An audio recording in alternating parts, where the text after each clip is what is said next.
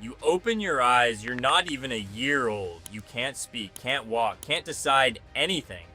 But the people in brown robes leaning over your bed have already decided what your entire life will look like.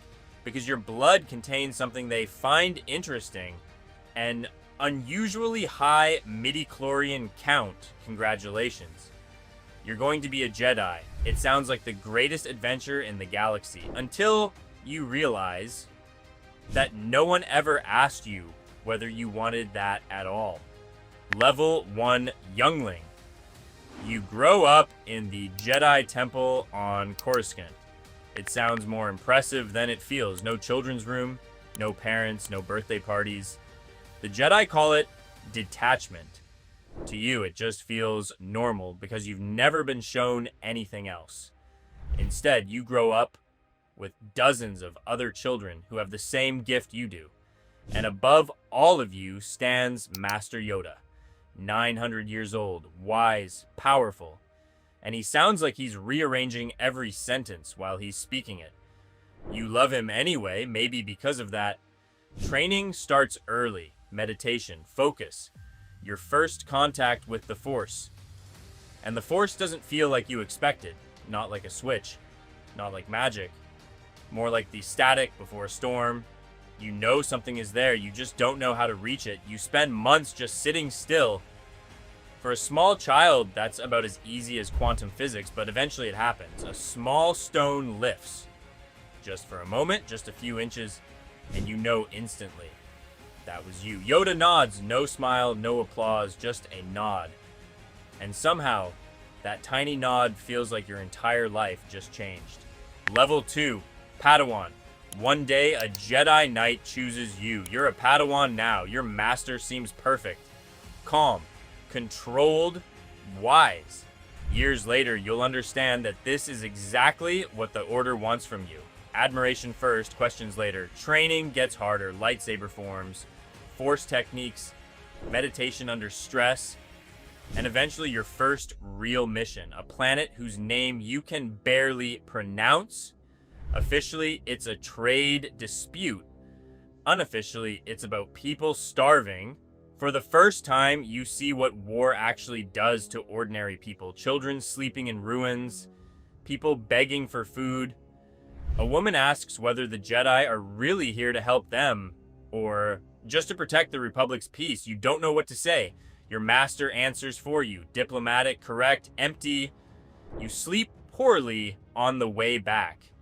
Your master says it's normal. He says it will fade with time. It never fully does. And maybe that's exactly why you might become a good Jedi.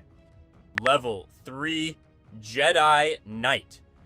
The trials are over. You're not even sure when it happened because the final trial wasn't a fight, not a great battle, not an epic victory, just a situation where there was no good choice.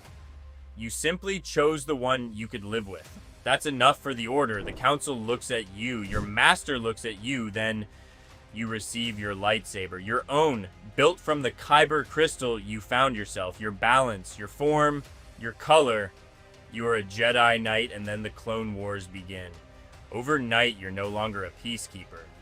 You're a general. The Order says it's necessary. The Republic must be defended. And suddenly, people who spent their entire lives meditating are leading armies into war. No one says out loud how strange that really is. You learn the names of your clone troopers. Many Jedi don't.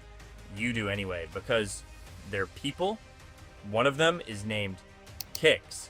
Kix makes bad jokes while he bandages your burned shoulder. He calls you General constantly, even when you're alone. Eventually you ask him why. Kix answers, because someone here has to stay professional. You laugh for the first time in weeks, and that's exactly why it will hurt later. Level 4, Jedi Master. The Council accepts you. You now sit in the room you dreamed of as a child, and immediately you notice something strange. The room feels smaller than you imagined, and colder. Your own Padawan has become a knight. You tried to be a better master than yours was. You listened. You were honest when you didn't have answers, but something in the council shifts. Attention hangs over everything. The Chancellor smiles too much. The Clone Wars last too long. The Senate changes. The Republic changes. You bring it up in a meeting, quietly, precisely, diplomatically. No one disagrees, but no one agrees either.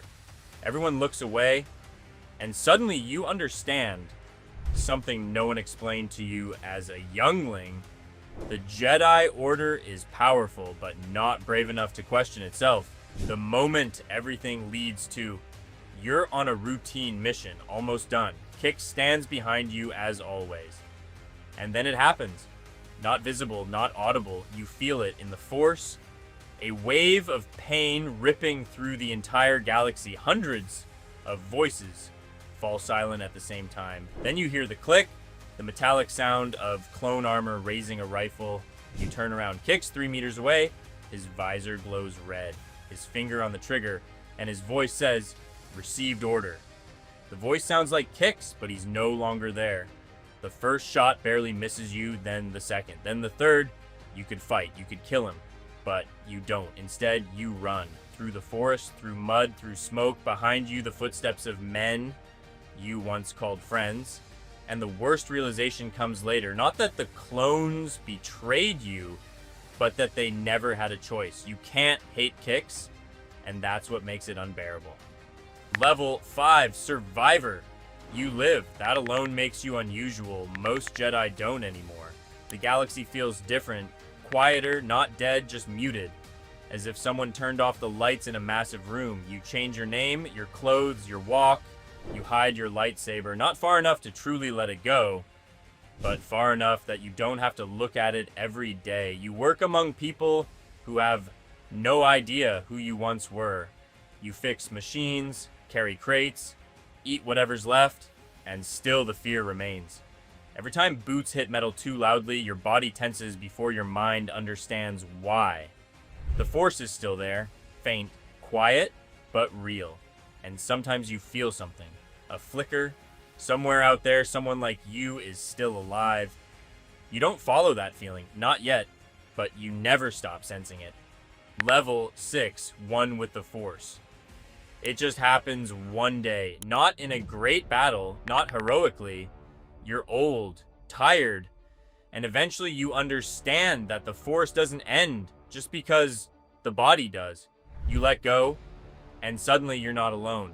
You feel them all, those who came before you, those who will come after, the order that never fully disappeared. You can't fight anymore, can't intervene, only watch and sometimes whisper. Most can't hear you, some can, and that's enough. What this says about the Jedi Order. Look at these 6 levels again. Youngling, Padawan, Knight, Master, Survivor, Force Spirit. Notice something? None of these lives truly belong to you. As a youngling, you're chosen, not asked. As a Padawan, you learn to follow before you learn to question. As a knight, you fight in a war you never fully understood. As a master, you sit in a council that sees the truth and stays silent. As a survivor, you hide from something you couldn't stop. And as a Force Spirit, you can finally speak honestly, but almost no one can hear you. Maybe that's the tragedy of the Jedi Order. Not that it was weak, but that it asked people to stop being people. Anakin Skywalker asked that question. The Order never gave an honest answer. And what came after, you already know. Not bad for someone who woke up as a baby in a temple and was never asked whether they wanted to be there.